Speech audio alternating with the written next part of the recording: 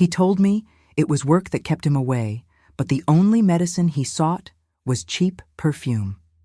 Hello, my dears. I'm Amanda Ferreira Johnson. I'm 83 years old today, and I'm going to share a story I've kept in my heart for over 60 years. It's a story of pain and betrayal, but also of how a woman can rebuild herself even when she loses everything she thought she had. Before I begin, please give this video a thumbs up, subscribe to the Grandma's Diary, and let me know in the comments where you're watching from. It helps me continue sharing my experiences with all of you. It was 1960. I had just turned 18. I was born and raised in Riverdale, a small town where everyone knew everyone else. My mother always said I was too pretty for that place, that someday a young man would come and take me to a better life. And that's what happened when Herbert arrived in town. Herbert Johnson was 25, with dark hair neatly combed with brilliantine white teeth and a smile that lit up any room. He came from Chicago to work as an accountant at the only textile factory in the region. Back then, a man with a steady job from the big city was considered quite a catch. Single mothers would line up outside church on Sundays just to introduce their daughters to him. I don't know why, among so many pretty girls, he chose me. Perhaps because I was the most innocent. My mother had died 2 years earlier from pneumonia, and my father drank to forget his pain. I took care of the house and my 2 younger brothers, with no time for romance or dreams. I remember as if it were yesterday the first time he spoke to me. I was buying bread at Mr. Anthony's bakery when I smelled a different cologne, a big city scent. When I turned around, there he was. "Miss, you dropped this," he said, handing me an embroidered handkerchief I hadn't even noticed I'd dropped. Our fingers touched, and I felt a shiver I had never experienced before. After that day, Herbert appeared everywhere I went, at the market, at church, even when I went to fetch water from the well. Within 2 weeks, he had asked my father's permission to court me. Dad, of course, immediately agreed. A son-in-law with a steady job meant one less mouth to feed. The courtship lasted only 3 months. In June 1960, we were married in the town's main church. My dress was sewn by Mrs. Sullivan, the best seamstress in town, with fabric that Herbert brought specially from Chicago. It was white with small pearls on the bodice. I had never worn anything so beautiful in my life. Our honeymoon was at a friend's beach house in Lake Michigan. It was 5 days of dreamlike bliss. Herbert was gentle, caring, and treated me like a princess. When we returned, we moved into a simple but cozy house that the factory rented for its employees. I was radiant with my new life. I finally had a home of my own, without the sadness of my father's house. The first few months were perfect. I would wake up early, prepare coffee for Herbert, tidy up the house while humming and waiting for him to return from work. At night, we would talk about our dreams, about the children we would have, about the house we would one day build. It was only in the 4th month of marriage that I noticed something strange. At the beginning of every month when Herbert received his paycheck, he would come home with a terrible headache. "It's a migraine," he would say. "I've suffered from them since childhood. Amanda, my dear," he would say weakly, "I need to go see a doctor in Chicago. He's the only one who understands my condition. I'll be back tomorrow." The first time, I was extremely worried. I prepared lemon balm tea, put cold compresses on his forehead, asked if he wanted me to accompany him, but Herbert insisted it was better for me to stay. "The treatment takes time. You'd be alone in Chicago. It's dangerous." And so, at the beginning of every month, the same story repeated itself. Herbert would pack a small suitcase with a change of clothes and leave on the 7 a.m. bus to Chicago. He would return the next day, always with gifts for me, a colorful scarf, a fragrant soap, chocolates. I treasured each of these gifts. In December of that same year, I discovered I was pregnant. Herbert's happiness seemed sincere. He hugged me, spun me around the room, kissed my still flat belly. "It's going to be a strong boy like his father," he would say proudly. Our first son, August, was born in July 1961. He was the spitting image of his father, with the same dark, penetrating eyes. Herbert seemed like the happiest man in the world. For 3 months, there were no headaches, no trips to Chicago. He came straight home from work, helped me with the baby, and was the husband every woman dreamed of having. But in October, the old routine returned. "Amanda, the pain is back. I need to see the doctor." This time, with a small baby in my arms, I didn't question it. I simply nodded while rocking August, who was crying with colic. The years passed, and our family grew. After August came Mary Claire in 1963, and finally John Peter in 1965. 3 small children, a house to take care of, and a husband who religiously disappeared on the first day of each month. People in town commented at first in whispers that I pretended not to hear. Over time, the voices grew louder. Poor Amanda, so dedicated, and her husband always traveling. Doctor? What doctor? Every month the same story. A man who disappears like that is up to no good, that's for sure. I ignored the comments, closed my ears to the gossip. After all, Herbert was a good father when he was home. He didn't drink like my father, didn't beat me like Mrs. Lord's husband from the bakery. He brought home his salary, minus the small part that, according to him, he spent on doctors. It was only in 1968, after 8 years of marriage, that the truth began to surface. August was now 7, Mary Claire was 5, and John Peter was 3. It was an ordinary day. I was at the market buying vegetables for dinner when I felt a hand touch my shoulder. It was Josephine, an elderly lady who sold pumpkin preserves in the central square. Everyone knew her, but few spoke to her. They said she was the mother of a fallen woman, as they called them back then. It was such a great shame that Josephine herself lived like a shadow, always with her head down, always on the margins. "Mrs. Johnson," she said with a trembling voice, "I need to speak with you privately." I confess I was apprehensive. What could a woman like Josephine want with me?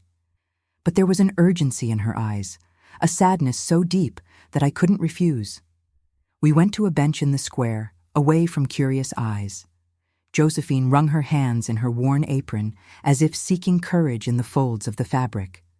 "Mrs. Johnson, forgive my intrusion, but I can no longer keep this to myself. You're a good woman. You take care of those children with so much love. You don't deserve to be deceived." My heart began to beat faster. Some part of me already knew what was coming, but another part, the one that still loved Herbert as on the first day, refused to accept it. "What are you talking about, Mrs. Josephine?" "About your husband, Mrs. Johnson, about Herbert. He doesn't go to any doctor when he travels. He goes to the Moonlight Star, a place for women on the outskirts of Chicago." The ground seemed to disappear beneath my feet. I gripped the edge of the bench to keep from falling. "How do you know this?" I asked, my voice barely audible. Josephine lowered her eyes, the wrinkles on her face seeming deeper under the morning sun. "My daughter Theodora works there, Mrs. Johnson. I'm not proud of it, but it's the truth. She told me that your husband goes there every month, always on the same day, the day he receives his paycheck." Part of me wanted to scream at that woman, accuse her of being a liar, of wanting to destroy my marriage. But another part, the one that had been noticing the small signs over the years, the different cologne when he returned, the increasingly elaborate excuses, the gifts to appease guilt, knew she was telling the truth. "Does he only see your daughter?" I asked, the words coming out like stones from my throat. Josephine shook her head, her eyes now teary. "No, Mrs. Johnson. Theodora is just one of them. He keeps several girls there, 13 to be exact. He boasts about it. Says he's the only man in the region who can support so many women. Every month he throws a kind of party, gathers all of them. It's as if he had several wives, Mrs. Johnson." 13. The number echoed in my mind like a funeral bell. 13 women besides me.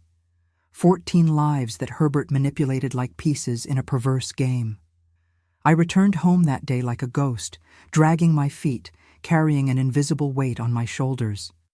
The children noticed something was wrong, but attributed it to fatigue. I prepared dinner mechanically, bathed the little ones, told bedtime stories, all on autopilot, while inside me a whirlwind of emotions threatened to tear me apart. That night, lying alone in bed, Herbert was at one of his medical consultations. I made a decision. I would no longer be a passive victim. I would no longer accept lies. The next morning, I would discover the truth with my own eyes. And that, my dears, was how the turning point in my story began. The next day, I would do something I never thought I'd have the courage to do. After that sleepless night, I woke before the sun rose. My decision was made. If Herbert could lie for 8 years, I could pretend for 1 day. I prepared breakfast as I always did, dressed the children for school, smiled when necessary. Inside, my heart was bleeding, but I didn't show it. I took August and Mary Claire to school. John Peter, still young, I left in the care of Constance, my neighbor. I have to go to the city to buy fabric for the children's uniforms, I lied. The first lie of my life, how ironic. But God will forgive me, for it was for a just cause. I took the same bus that Herbert always took at 11 a.m. 3 hours of travel to Chicago, sitting in the last row, watching the landscape change from green fields to gray buildings. Each mile traveled was a knot forming in my stomach. What if Josephine was wrong? What if it was all a misunderstanding? At the Chicago bus station, I was lost. A small-town girl who had never left Riverdale alone, now in the biggest city in the country, looking for a place called Moonlight Star, a name I wouldn't dare pronounce out loud. I gathered all my courage and approached an elderly taxi driver who seemed more trustworthy. "Sir, do you know a place called Moonlight Star? I need to find my husband who's there." I spoke with a trembling voice. The man looked me up and down, assessing my simple dress, my worn shoes, my golden wedding band. "Are you sure, ma'am? It's not a place for a lady like you," he replied, his voice laden with pity. That pity hurt me more than anything else. It was real then. It wasn't Josephine's invention. "I'm sure," I replied, raising my chin. "My husband is there, and I need to see him." The taxi driver sighed, scratched his graying beard. "I'll take you, but I'll wait outside. When you're done with what you need to do, I'll be there. A woman alone in that place isn't safe." We got into the yellow cab, the engine roaring like my restless stomach. We crossed Chicago, left the city, took a dirt road. Almost an hour of travel until we reached a remote location, hidden among trees. It was an old mansion, painted faded red, with an illuminated sign at the entrance. "Moonlight Star, live music." "We're here," said the taxi driver. "Are you sure you want to go in?" I nodded, unable to speak. I paid the fare with money I had been saving for months to buy a new radio. "I'll wait for you here," he assured me. I got out of the taxi, my legs wobbly. It was mid-afternoon, the sun still high, but the mansion's curtains were closed, as if creatures of the night lived inside. I took 3 deep breaths, fixed my hair, touched my wedding ring for strength, and walked to the entrance. A burly man guarded the door. He looked at me with suspicion. "We're closed to women. We only open at night," he growled. "My husband is in there," I said, surprising myself with the firmness in my voice. "Herbert Johnson. I'm Amanda, his wife." The man's eyes widened, then he gave a harsh laugh. "Herb's wife? That's a good one." Herb. He didn't even use his real name in that place. "May I come in?" I insisted. "Look, ma'am, I don't want trouble. Herb is an important client."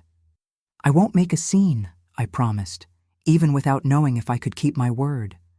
"I just want to see him." Maybe it was the dignity in my posture, or maybe the curiosity to see the outcome of this story. But the man stepped aside. "Your responsibility," he muttered as I passed. The interior of the Moonlight Star was another world. Crystal chandeliers, red velvet curtains, huge mirrors on the walls. A long bar occupied one side of the hall, and small round tables filled the rest. On an improvised stage, a woman was rehearsing a song at the piano. Her sequined dress sparkled even in the dim light. There were few people at that hour, some girls in tight dresses chatting at the bar, two men discussing figures at a distant table.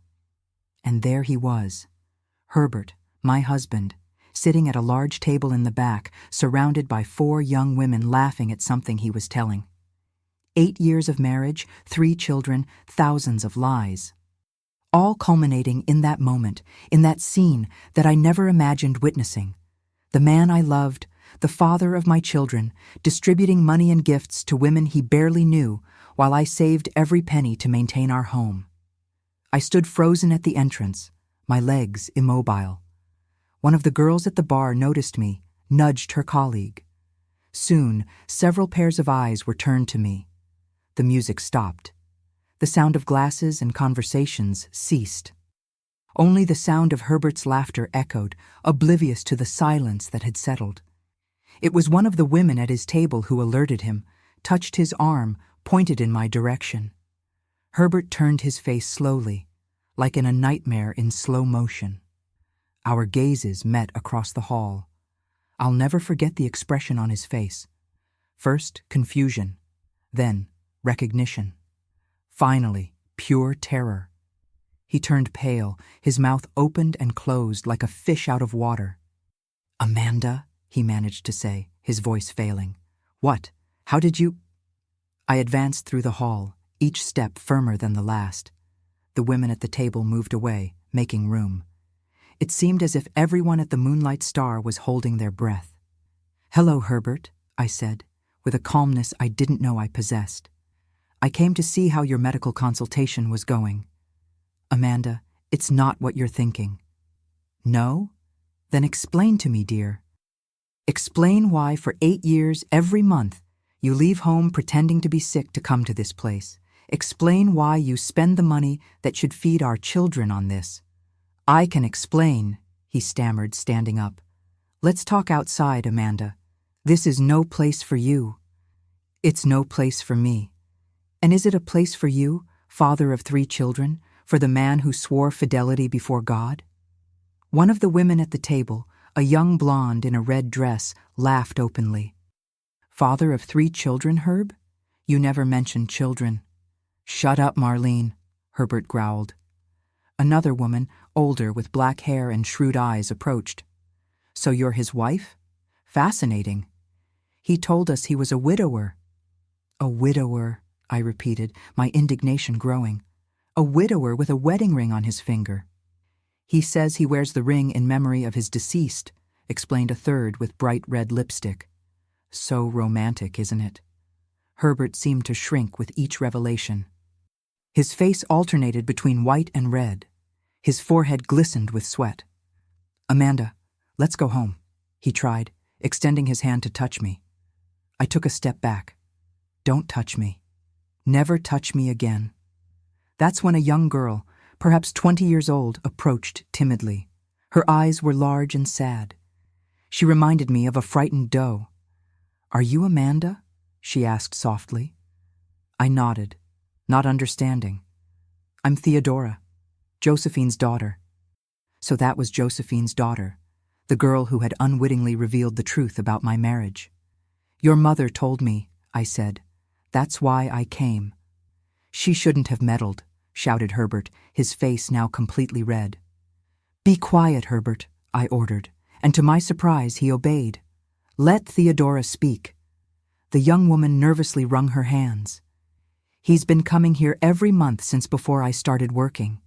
He's known as Herb, the man with 13 lovers." 13? I repeated, feeling the floor undulate beneath my feet. "1 for each lucky day," explained Theodora. "He says he was born on the 13th, that his lucky number is 13, that having 13 women brings fortune, a ridiculous superstition, a childish whim. That was why my marriage was destroyed, for a number." "Where are the others?" I asked, looking around the nearly empty hall. "They'll arrive tonight," said the black-haired woman. "It's the 1st of the month, the day of Herb's monthly party." "Party?" I repeated, the word bitter in my mouth. "Every 1st of the month," she explained. "Herb gathers all his protégés, brings gifts, buys drinks, tells stories from the city." It's the busiest day at the Star. Herbert shrank like a child caught red-handed. Amanda, it's not exactly like that. A hysterical laugh erupted from my throat. No? Then how is it, Herbert? Explain to all of us how it is. I take care of you, of all of you, he stammered. I bring money, gifts. What more do you want? Honesty, I replied. Respect, true love, things that no money can buy. I looked around at the women who now formed a circle around us. Some were smiling, amused by the spectacle. Others seemed bored, as if they had seen similar scenes many times. Theodora, Josephine's daughter, had tears in her eyes. None of you are to blame, I said to them. He lied to you as much as he lied to me. We're all in the same boat. Don't compare me to these, Herbert began, but fell silent when I raised my hand. Be careful what you're about to say, Herbert. These are your choices, your lovers. You sought them out, paid for them, lied for them. Don't dare despise them now. I turned to leave. My mission was accomplished. I had confirmed the truth with my own eyes. There was nothing more to do in that place. Amanda, wait, Herbert called, grabbing my arm with excessive force. You can't leave me. What will they say in town? What will become of my children? Let go of me, I ordered, my voice icy. Your children will be better off without a father like you. You're not going anywhere, he growled, tightening his grip on my arm. You're my wife. You owe me obedience. That's when something unexpected happened. Theodora, Josephine's daughter, advanced and pushed Herbert with surprising strength. Let her go, she shouted. Haven't you done enough? Herbert staggered in surprise but quickly recovered. His face contorted into a mask of fury I had never seen before. He raised his hand, ready to strike Theodora. He didn't complete the movement. The guard from the door, attracted by the commotion, grabbed Herbert from behind.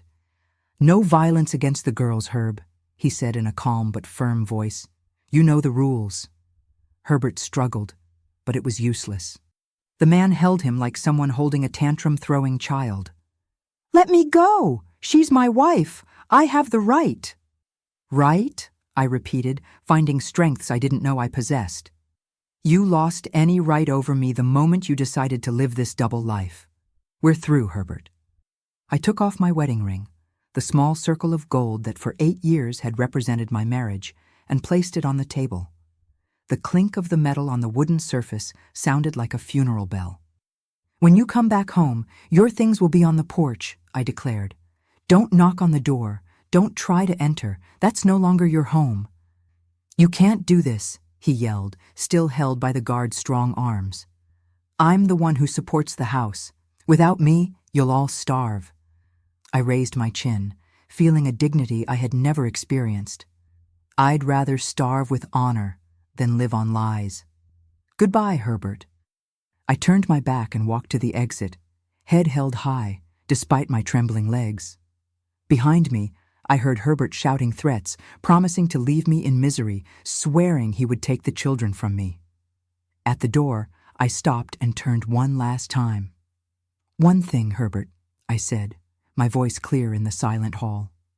You have 13 lovers, but you'll discover that you don't have a single wife, not one true love. And in the end, that's what matters. I went out into the afternoon air, the sun already beginning to set. The taxi driver was still there, as promised, leaning against the yellow hood, smoking a cigarette. All right, ma'am? He asked, throwing the cigarette to the ground and stepping on it. Not honestly, but I will be. I got into the taxi, leaving behind the moonlight star and the man I thought I knew. As the car moved away down the dirt road, I felt a strange mixture of pain and relief. The pain of a broken marriage, of broken promises, of shattered dreams. The relief of finally knowing the truth, of being able to start over, of regaining my dignity. The road back to Riverdale would be long, the life that awaited me uncertain. 3 children to raise alone in an era when separated women were viewed with contempt.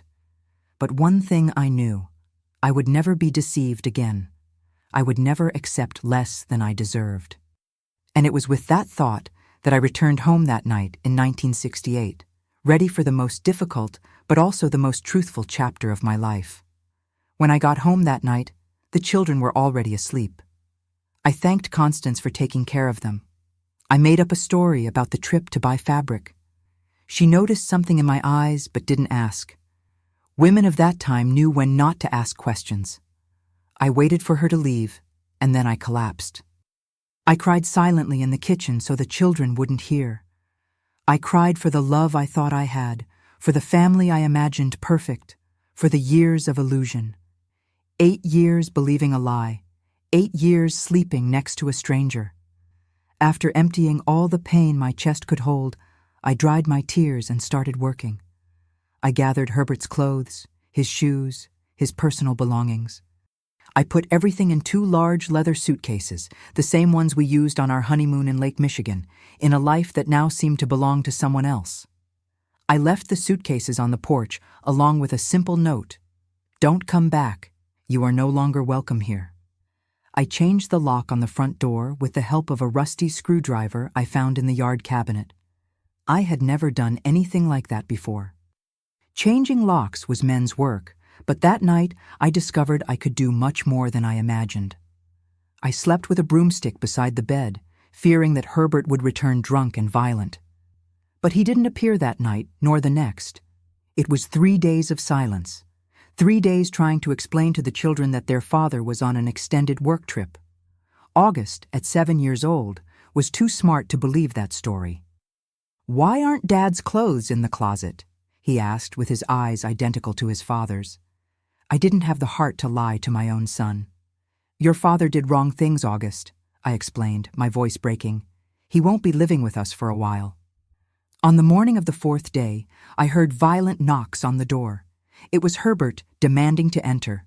"Open this door, Amanda," he shouted. "This house is mine. You don't have the right." The children hid in the bedroom, frightened. They had never seen their father like this, transformed into a furious stranger.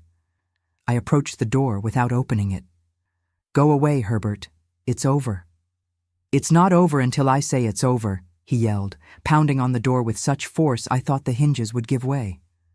"Open this door, or I'll knock it down." I ran to the kitchen, grabbed the largest knife we had. I didn't intend to use it, but I needed to show I wasn't defenseless. When I returned to the living room, I heard male voices outside. "Mr. Johnson, this can't continue. You're frightening the children." It was Mr. Anthony, the bakery owner, along with Joaquin from the grocery store. Herbert's shouts had attracted the neighbors. The small town of Riverdale wasn't used to scandals. "That hussy threw me out of my own house," Herbert complained, his slurred voice indicating he had been drinking. "Don't talk like that, man," Mr. Anthony reprimanded. "Mrs. Johnson is a respectable woman." "Respectable?" Herbert gave a bitter laugh. "You don't know what she did." I rested my forehead against the door, my hand tightly gripping the knife. What would he say? That I had followed him, that I had confronted him at the Moonlight Star? And if he told, who would be judged in town? He, the man with 13 lovers, or the wife who couldn't hold on to her husband? "Come on, Mr. Johnson," said Joaquin. "Let's have a coffee at Chico's bar. You need to cool off." To my relief, there were footsteps moving away. Herbert was led away, muttering threats. I peeked through the window and saw Mr. Anthony cast a sympathetic look at the house before turning the corner. That same afternoon, he returned, not to shout or threaten, but to bring a message.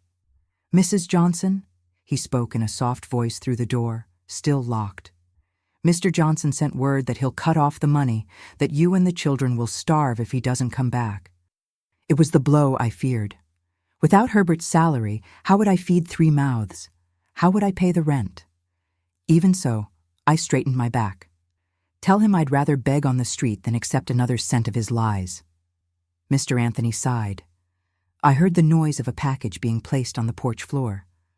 "I brought some bread for the children. It's not charity, Mrs. Johnson, it's humanity." After he left, I opened the door just enough to take the package. Inside were loaves of bread, biscuits, a jar of guava jelly. I cried again, but this time out of gratitude. In the following weeks, I discovered how difficult it was to be a separated woman in 1968, in a small town in the interior. The other mothers wouldn't let their daughters play with Mary Claire, as if the abandonment by the husband was a contagious disease. At church, Father Anselm preached about the dangers of family disintegration, looking fixedly at the bench where I sat with my 3 children. Gossip ran rampant. Some said I had expelled Herbert because of unfounded jealousy. Others, that he had found a younger and richer lover in the city. Few knew the complete truth, and I didn't have the energy to correct them. The money ran out quickly, the rent came due, and the landlord, a friend of Herbert's, threatened to evict us. That's when Josephine, Theodora's mother, appeared at my door one afternoon. "Mrs. Johnson," she said, eyes downcast as always, "my daughter sent this for you," and extended an envelope. Inside was money, not much, but enough for that month's rent. Along with it, a note written in a shaky hand. "For the children. It's not charity, it's justice. Theodora." My first impulse was to refuse. I didn't want money that came from that place, that might have been given by Herbert himself. But I looked at August, Mary Claire, and John Peter, their clothes already too small, their hopeful eyes, and swallowed my pride. "Thank your daughter," I said to Josephine. "Tell her that one day I'll repay her." Josephine nodded, and before leaving, said something that changed my life. "My daughter mentioned that you sew your own clothes well. At the Star, at that place, they need someone to repair the girls' dresses. You don't have to go there. I can bring and take them back." I was paralyzed. Work for the place that destroyed my marriage. Sew for the women Herbert frequented. "Think of the children, Mrs. Johnson," Josephine added, as if reading my thoughts. "It's honest work. Your hands, your needle, your talent, just that." That night was one of deep reflection. I had learned to sew from my mother, who made uniforms for all my brothers. I always had talent, but never thought of turning it into a livelihood. In my upbringing, married women didn't work outside the home. It was almost a sin. But I wasn't married anymore, I reminded myself. I was alone with 3 children to feed in a world that seemed determined to punish me for a crime I didn't commit. What choice did I have? "Bring the dresses," I said to Josephine the next day. "I'll do the best job I can." And so began my career as a seamstress. At first, just mending and adjustments for the girls from the Moonlight Star. Josephine served as a messenger, bringing the pieces in a basket covered with a cloth, as if transporting bread. I worked at night after the children were asleep, under the dim light of a lamp. People in town didn't know the origin of those clothes, but they noticed the changes in my house, the rent being paid on time, food on the table, new shoes for the children. Soon, malicious tongues began to wag again. "How does she support herself without a husband?" they whispered at the market. "She must have a rich lover in the city," they speculated after Mass. "Perhaps the husband left hidden money," they guessed at the store. I ignored them all. The important thing was to keep my children fed, clothed, in school. And gradually my work improved, my hands becoming more skilled, my stitches more precise. In October of that same year, I received my first order that didn't come from the Moonlight Star. Mrs. Carmela, the pharmacist's wife, had admired Mary Claire's Sunday dress, made by me with scraps and lots of imagination. "Could you make something similar for my Teresa?" she asked timidly after Mass. I accepted, of course. Teresa's dress was a success, and soon other mothers were knocking at my door. "I heard you make beautiful, affordable dresses," they would say, with that mixture of curiosity and suspicion. By December, I had so many orders that I needed to buy more threads and fabrics. Without enough money, I went to the state bank to ask for a loan. The manager, Mr. Cloves, a man with a thick mustache and severe look, laughed at my request. "You want a loan? Without a husband as guarantor? Without property as collateral? Impossible." I left the bank with my head down, but didn't give up. I went to Josephine's house with a bold proposal. She would be my partner. Her house, larger than mine, would serve as collateral for the loan. In exchange, I would teach her to sew, and we would share the profits. "But Mrs. Johnson," she protested, "I'm just an old candy seller. Who would want me to sew their dresses?" "They won't be ordinary dresses," I explained, feeling an excitement I hadn't experienced in a long time. "There'll be home decorations, tablecloths, napkins, curtains, things that every home needs and that no one sells in Riverdale." Josephine thought for a long time, her gnarled fingers caressing the worn wooden table. Finally, she nodded. "If you think I can, then I accept." With Josephine's house as collateral, Mr. Cloves reluctantly approved a small loan. We bought fabrics, threads, needles, and a second-hand sewing machine. We set everything up in Josephine's living room and named our small business Points and Bows. The first months were difficult. People still looked at me with suspicion, still whispered behind my back. Some refused to enter Josephine's house, known as the mother of a lost girl. But the quality of our work spoke louder than prejudices.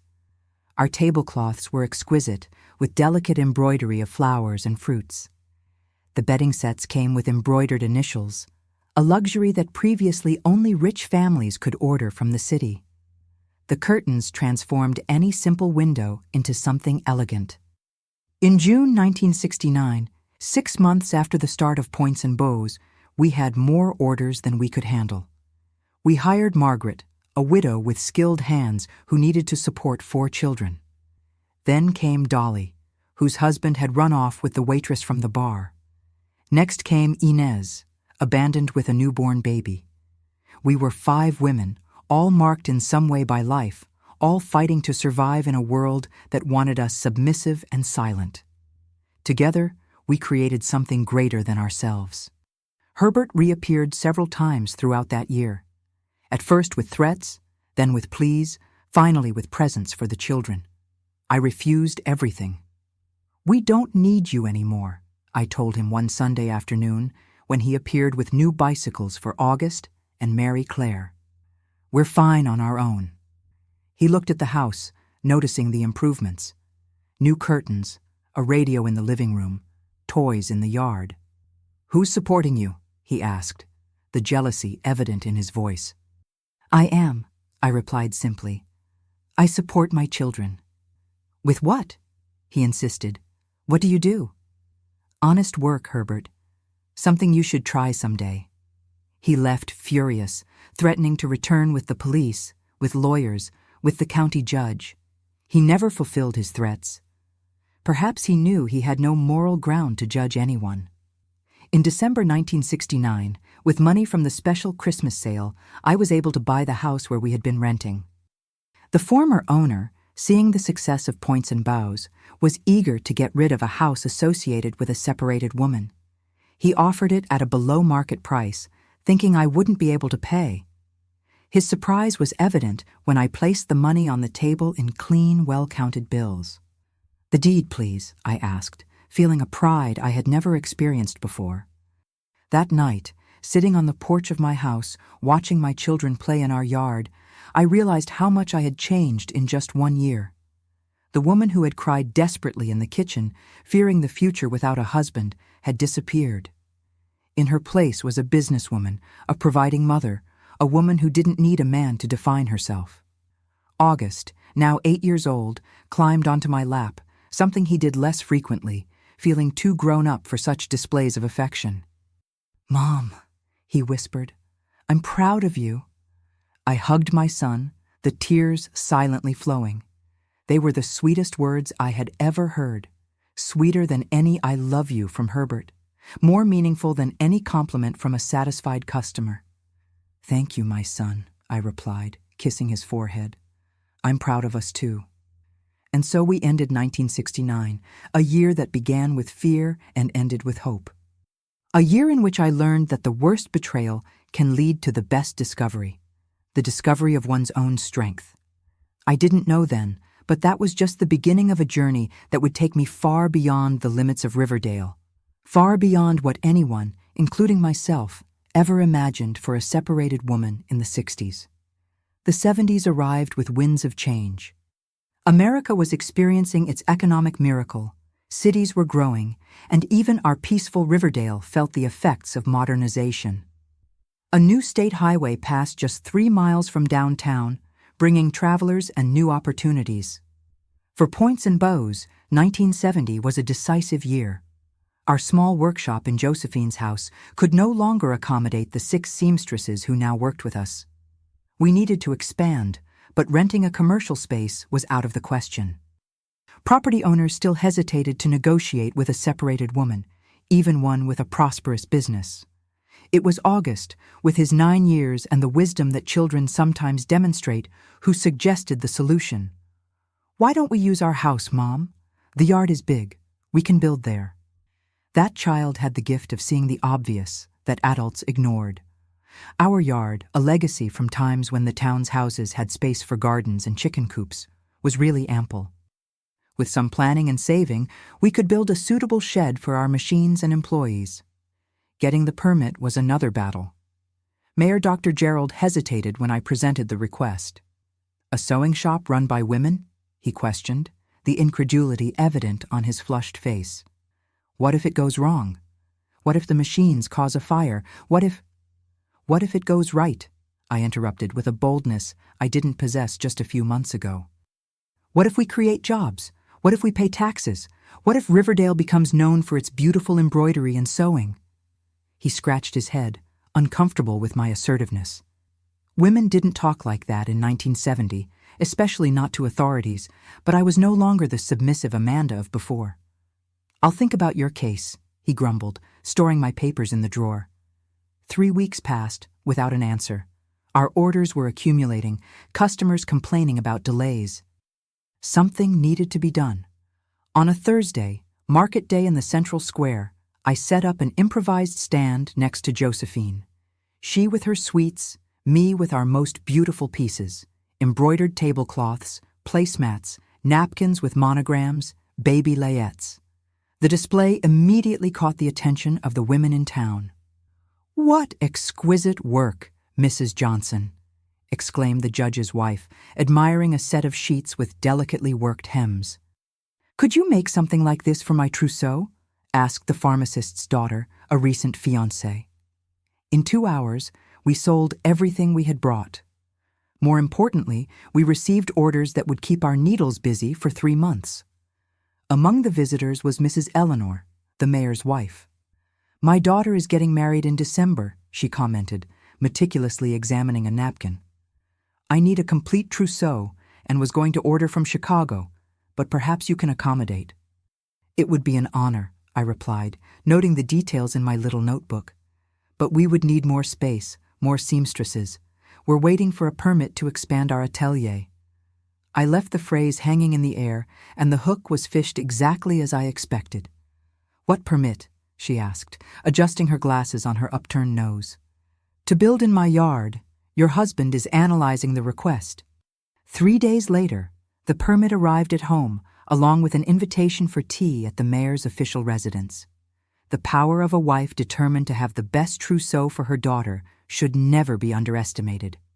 The construction began in June.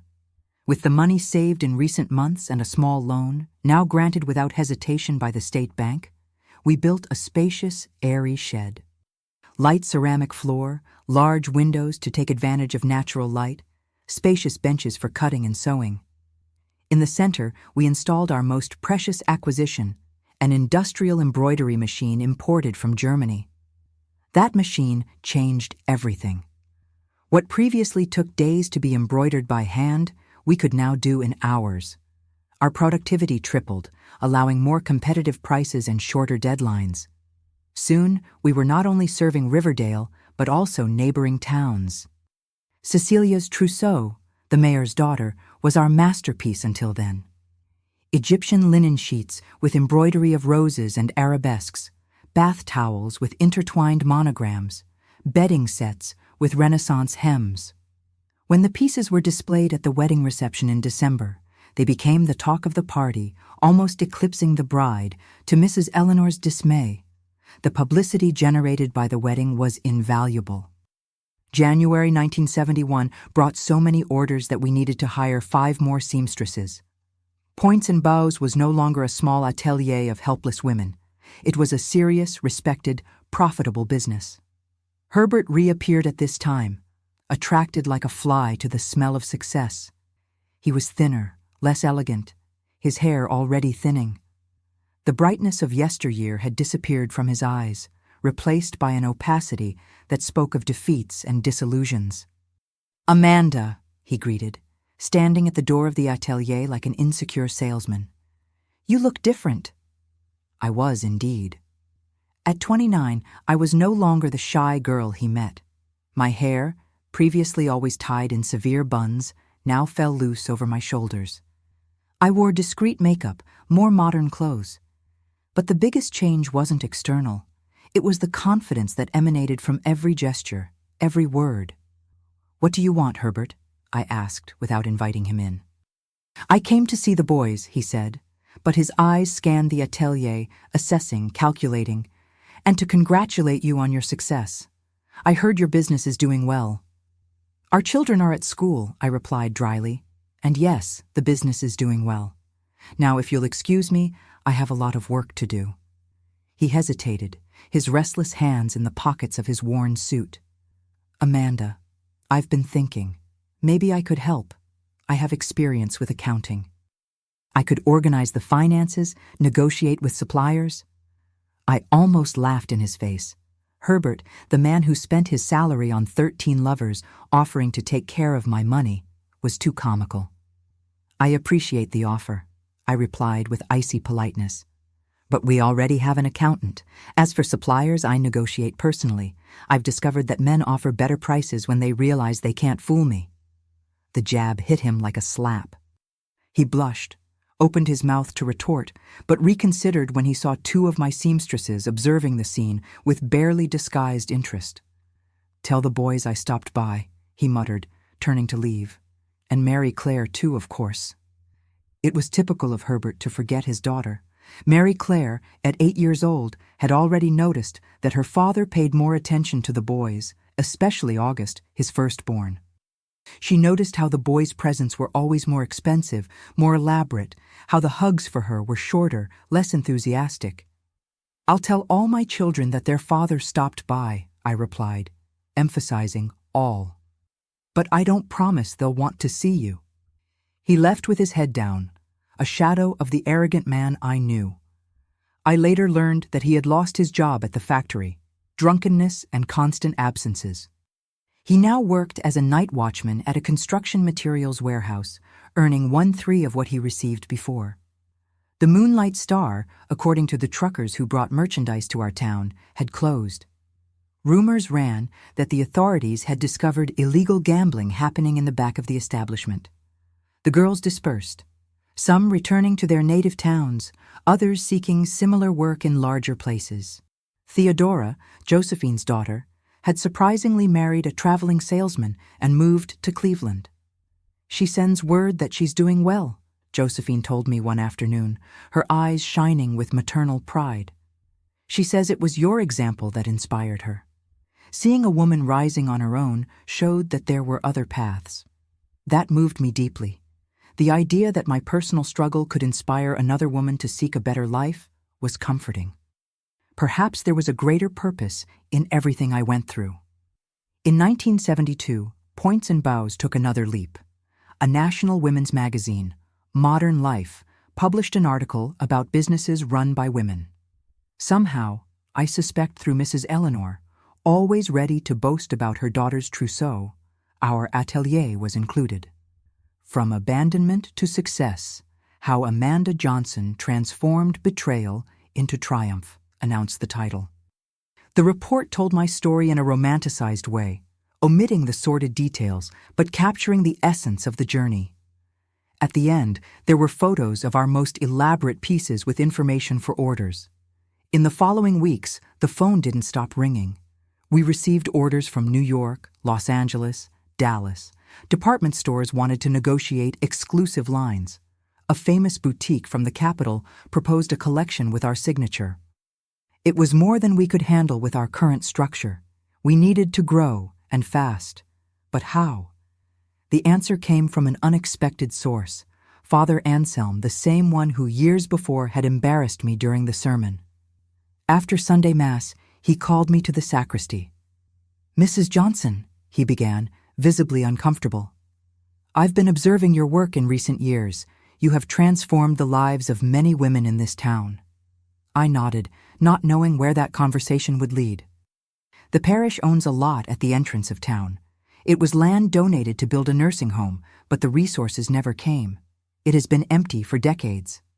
He paused, took a deep breath. "I'd like to propose a partnership.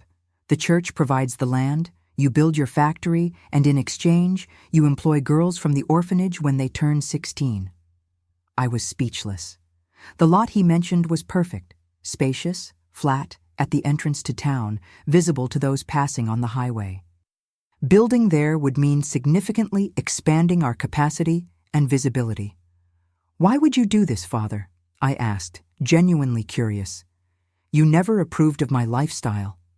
He blushed, his nervous fingers adjusting his clerical collar. "I judged without knowing, Mrs. Johnson. Christ teaches us to look at the fruits, and the fruits of your work are good. You've created honest jobs for women the world rejected, taught skills, restored dignity. That is Christian work, even if it took me a while to see it." I left the church that Sunday with my head spinning. The proposal was tempting but frightening. Building a factory would require much larger investments than a simple shed in the yard. It would mean substantial loans, long-term commitments, expanded responsibilities. I talked with my children that night. August, now at 11, had inherited his father's talent for numbers. He took a notebook and began to make simple calculations of how much we could produce in the new space, how much it would cost, how much we would profit. Mary Claire, at 9 years old, already showed interest in design. Her drawings of embroidery and patterns were surprisingly sophisticated for her age. "Can we have a room just to create the designs, Mom?" she suggested, her eyes shining with excitement. John Peter, at 7 years old, was more concerned about whether the new factory would have space for him to play after school. "Can I have an office like August?" he asked, making everyone laugh. Seeing their enthusiasm, I realized the decision was already made. My children had grown up with the business. It was part of their identities as much as it was of mine. Expanding wasn't just a business decision. It was a legacy I was building for them. In January 1973, we signed the contract with the parish. In July, we began construction. And in March 1974, we inaugurated the Points and Bows embroidery and clothing factory with 50 employees, modern machinery, and an elegant showroom at the entrance. The abandoned girl from Riverdale now commanded the largest company in the region. The betrayed wife was now a respected businesswoman whose name opened doors in banks and suppliers. The desperate mother, who feared not being able to feed her children, now offered jobs and security to dozens of families. The factory inauguration was an event in town. The mayor attended with his entire family, as did the bank manager, the sheriff, the most prosperous merchants. Even the regional press sent a reporter. Amid the celebration, I noticed a solitary figure, observing from a distance, not approaching.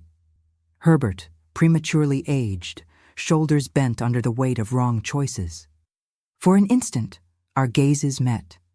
There was no anger in my eyes, no resentment, just the serene realization that he had become irrelevant in my story.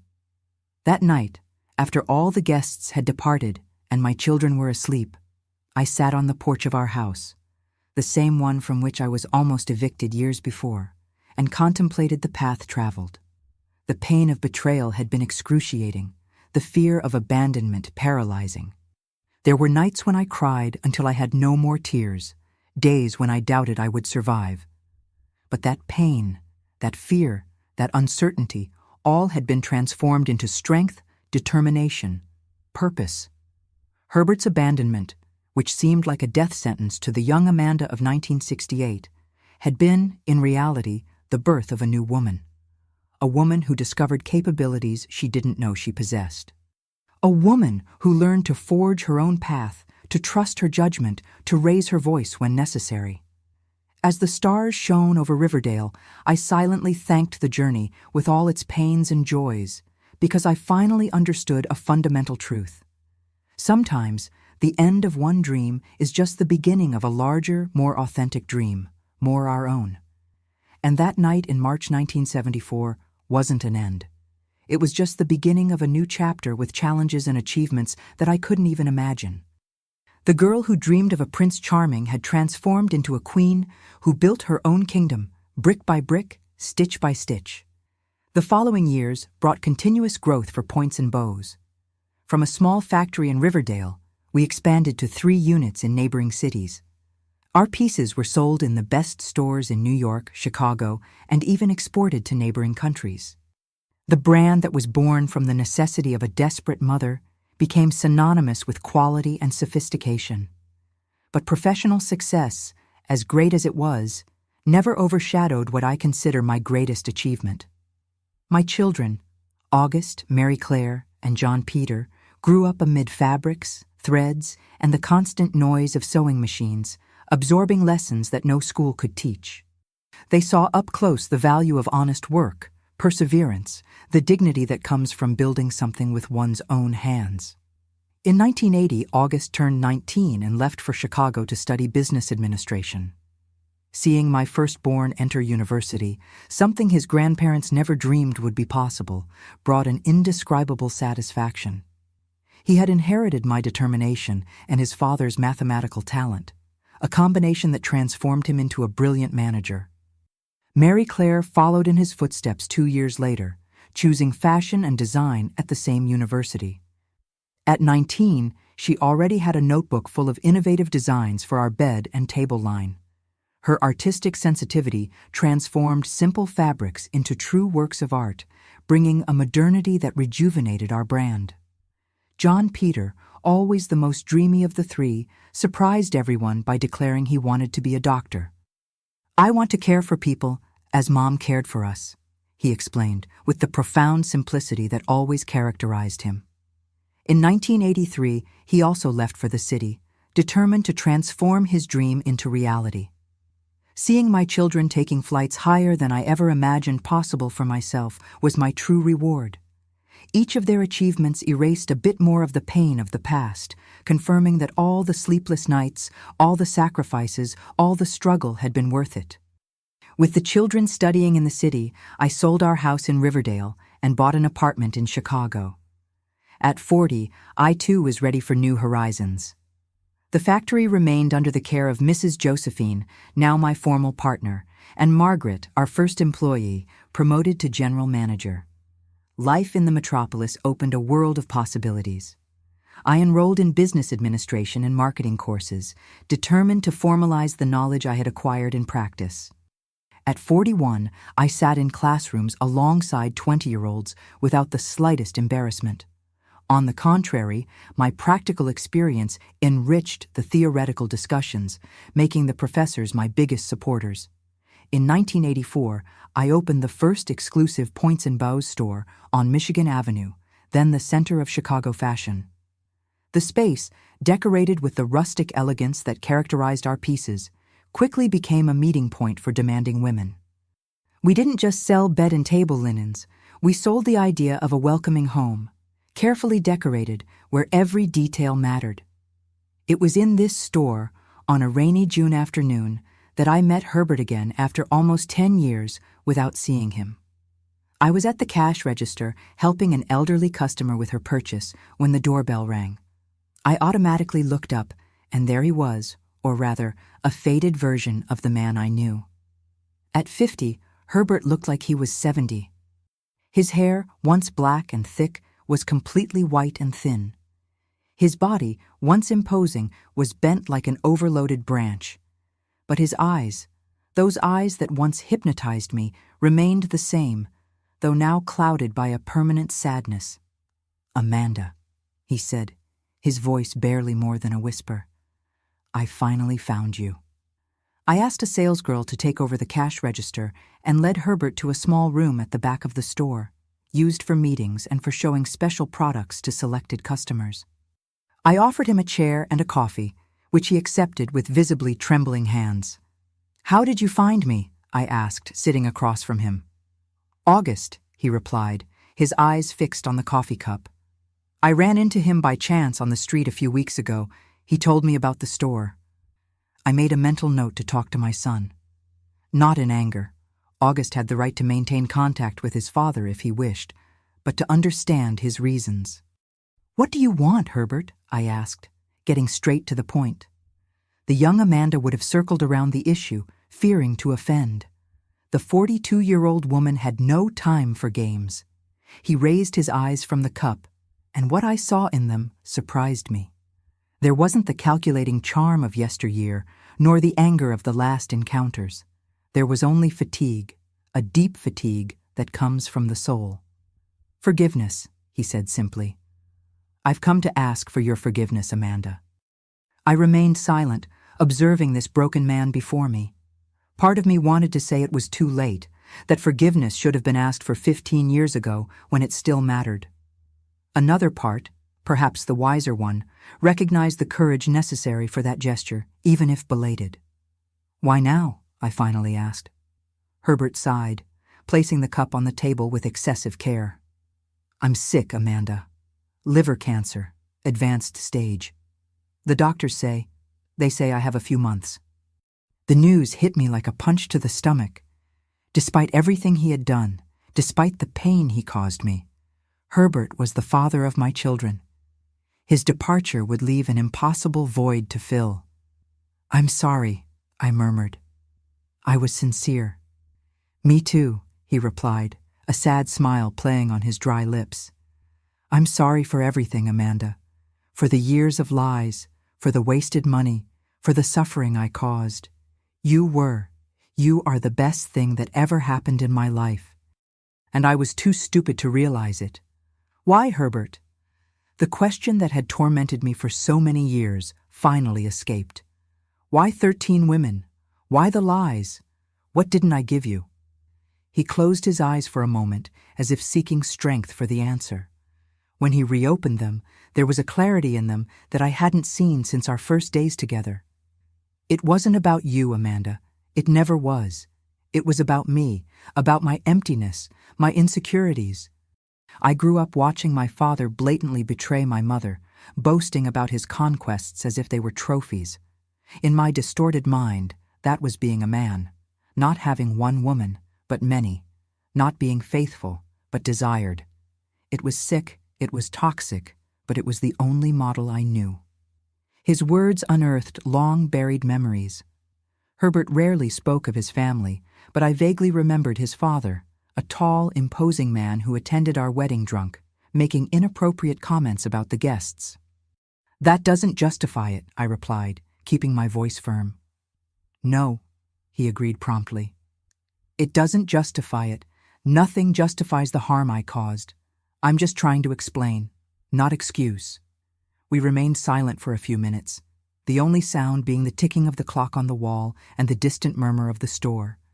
Finally, I gathered courage for the most difficult question. "And the others? The 13? A tired sigh escaped his lips. "They scattered like leaves in the wind when the money ran out. Some found other protectors, others returned to their families. Theodora was the only one who really moved forward.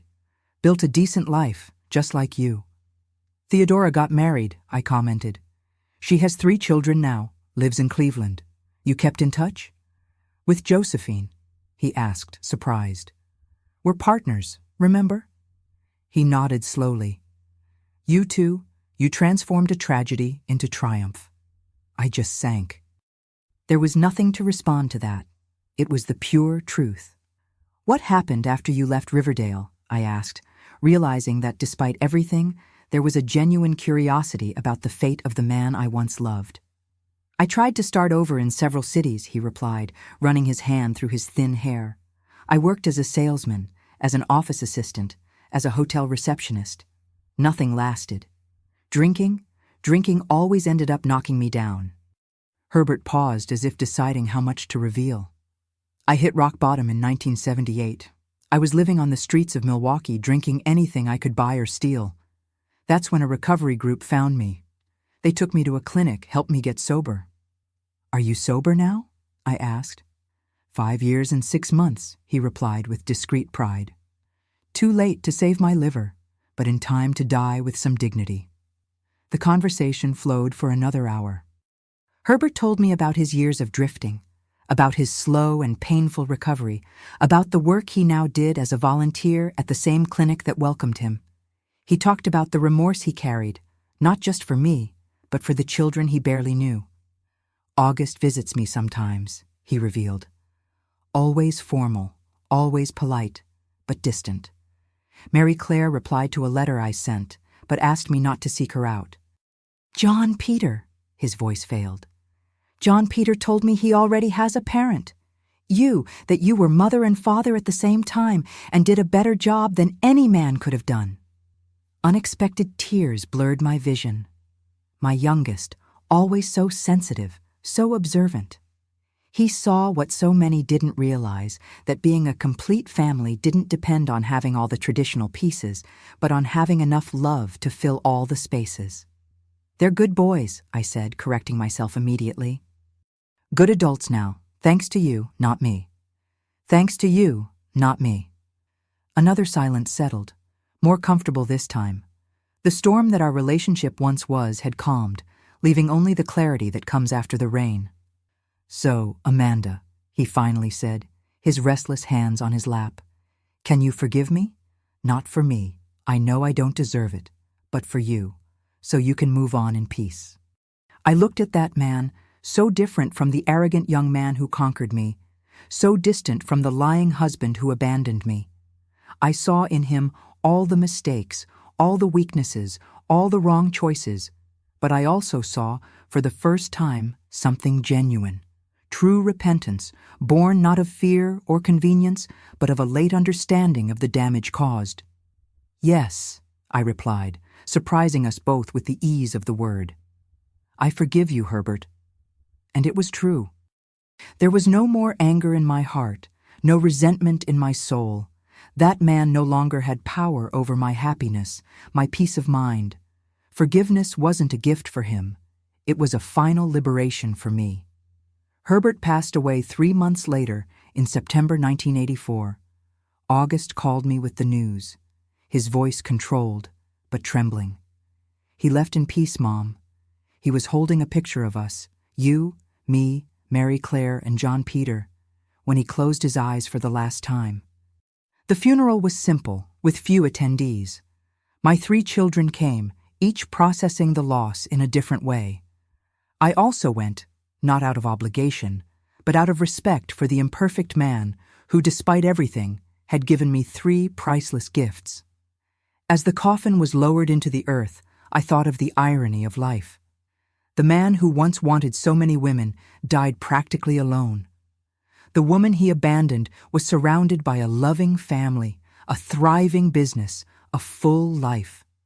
There was no triumph in this realization, just a melancholy understanding of how our choices shape our destinies, how each lie, each betrayal, each act of selfishness eventually takes its toll, and how each act of courage, each decision based on love, each step taken with dignity builds, brick by brick, a life worth living. Today, at 83, I look back and see not just the pain of that betrayed young woman, but all the beauty that blossomed from the ashes of a destroyed marriage. I see my children now with their own children, building lives based on the values I taught them. I see Points and Bows, now a national chain run by August and Mary Claire, offering dignified employment to hundreds of women. I see John Peter, a respected doctor, caring for patients with the same compassion that I once dedicated to my small family. And when my granddaughters ask me about the grandfather they never knew, I don't tell a story of villains and victims. I tell a story of imperfect people, of errors and consequences, of losses and new beginnings. I tell about how sometimes we need to lose everything we think we want to discover what we really need. Every month, when I receive my retirement check, I smile remembering those old monthly illnesses of Herbert's. That money he spent at the Moonlight Star could have guaranteed a comfortable old age for both of us. His absence forced me to build my own security, brick by brick, stitch by stitch. And perhaps that's the greatest lesson I can leave for you, my dears. No betrayal, no abandonment, no pain defines who we are. What defines us are the choices we make in the face of adversity, the dreams we dare to dream, even when the world says they're impossible. The love we continue to give, even when our hearts are broken. Because in the end, it's not the blows of life that determine our destiny. It's our response to them. And my response to that painful discovery of 1968 was to transform each tear into determination, each fear into courage, each rejection into strength to move forward. Every month, when Herbert got sick to meet his 13 lovers, he had no idea he was planting the seed of his own ruin and my unexpected liberation. Life has these ironies, and thank God for them. Before I say goodbye, my dears, I'd like to ask you to leave a thumbs up on this video. If my story touched your heart, subscribe to the Grandma's Diary to follow more stories like this, and leave in the comments where you're watching from. Share with someone who needs to hear that it's possible to start over, no matter how difficult it may seem. Your interaction helps me continue sharing stories of overcoming that can inspire other people. Thank you very much for listening to me today.